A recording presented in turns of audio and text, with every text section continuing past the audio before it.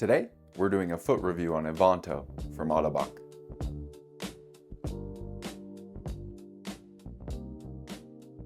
Evanto is Ottobock's newest prosthetic foot. It's been on the market for a little over a year now, and is very different and unique from really any other prosthetic foot that has existed, at least that I've seen. I know I've seen one other one that is available more so in Europe, that is pretty similar, but I've never walked on it. This is the first thing that I've walked that really you load a spring in a different way than typical carbon feet. So we'll get into that and kind of break it down.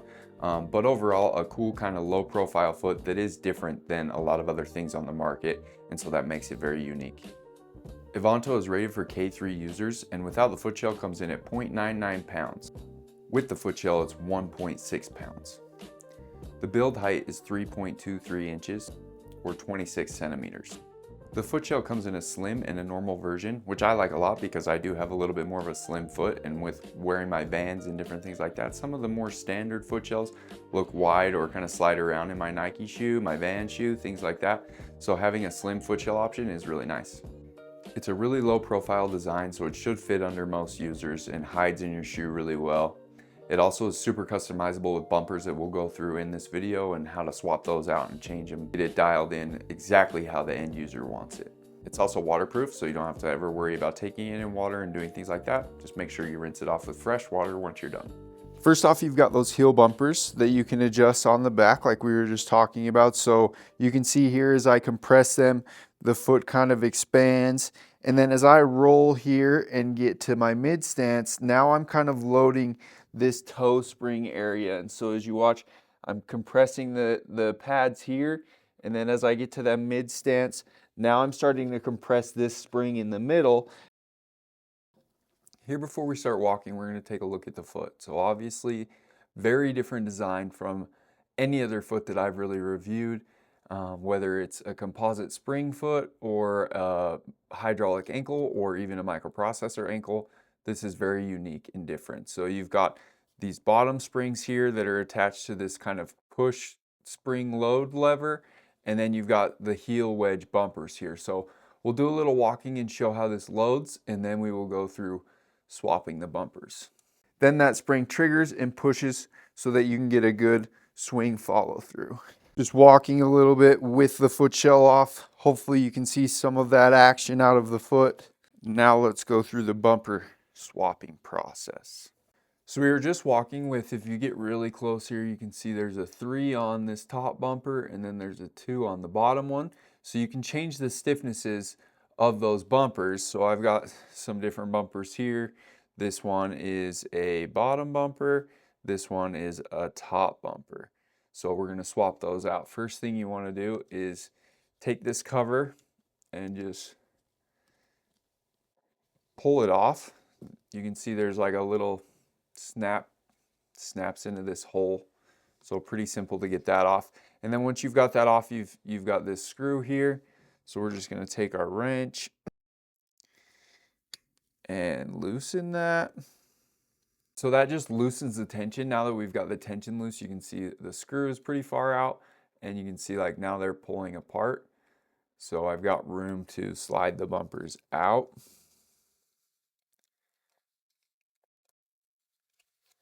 So there's the bottom. You can see, again, it has like a little locking notch there. So again, this is my soft bottom, that's a 2. And then same thing with the 3 here. So you can see those. Now I don't have any bumpers in the foot yet, so you can kind of see how it actuates a little bit more. So this middle spring kind of glides between the two. That's where you get the action out of the bumpers. And then this is where, when the bumpers are in there, that's where it's going to load up, and then you get the energy out of the compression of these springs. So now we are going to take our bottom bumper, this is a 3, and we are going to just slide it in so that it locks in there. There you go, you heard that little audible click. And then we're going to get our 2, slide that in here. And then when you push that down, should get it collapsing in there. There we go. Okay, so now we're just going to tighten our screw back up. And then you can see right here on the foot, it says 4 Newton meters. So when I'm done, that's what we would torque that to. And then snap this cover back on. And now let's go do some walking with that bumper setup.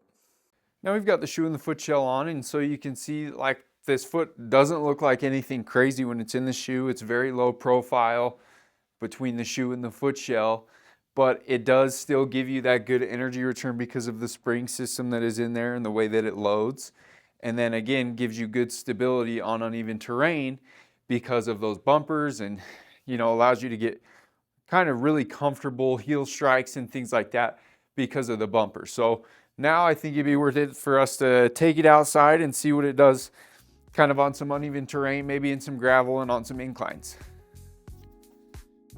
So here to start, we're just going to be coming downhill on a little bit of a rocky incline, and you can see I'm stepping on these rocks with the heel. It does a good job of holding me on right there. I started to slip just a little bit, but you see that the bumpers really give you good actuation and side-to-side stability. And then here coming down on asphalt, you can really see how fast I get to that foot flat plantar flexion.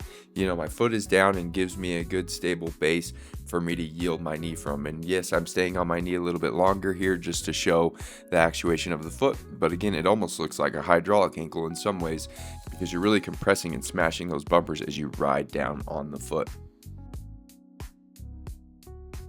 And then here, just walking on a nice little dock, a little bit more slippery of a surface, but walking comfortably and feeling good to come over here, take a seat on the bench, feel comfortable sitting down and standing up and walking back out. And so, really just overall a very nice, comfortable, low profile foot. It takes a little bit more time to get aligned because of all the extra movement that's going on, but once it's aligned, it's really smooth and really comfortable. And here you can see walking uphill on the asphalt, I don't have to do a hip hike or anything like that because the foot gives my knee a good enough push and gives me that clearance with my flexion angle and everything else lined up. And so feels really comfortable ascending on this slight incline and gives me good assistance pushing up.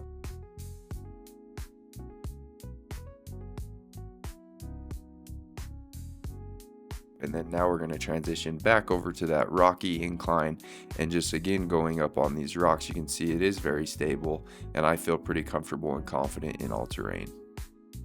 So that's Evanto, a really cool K3 foot that is new to the market, and it really kind of opens up different things for different users. Not so much like I can do things on this foot that I can do on another foot, but more so just the way that it feels and how you progress through your gait. It really does feel very natural because you are getting that kind of compression of the spring and then a big extension at that toe off moment so that the foot is actually helping you through. So it does push a little bit and give you that energy return, which is really nice, something that we're all looking for and mimics our able-bodied foot. Some pros of Evanto are that you've got those swappable bumpers, so you can really get this dialed into exactly where the user wants it to be, feeling comfortable at that heel strike in mid stance. And when you're moving side to side on rocks, different things like that, walking on uneven terrain, it really feels stable because of those bumpers. Another pro is for a low profile foot, this thing gives a ton of energy once you get it aligned right. It does take a little bit of time to get it aligned right, but once it is, you really get a ton of push out of that loaded spring. And it's also super stable in all environments. Once you've got the bumpers dialed in and the alignment right, it really is going to hold you and give you good support in any situation. Some cons are a little contradictory to our pros on this one because I do feel like I was just stating, it does take a little bit longer to get aligned, and so that could be frustrating for a clinician or for an end user of, I think this is right, and then you leave the office and realize you want it towed down just a little bit more. So make sure that you're spending time with your clinician in the office to really get it aligned so that it feels super smooth.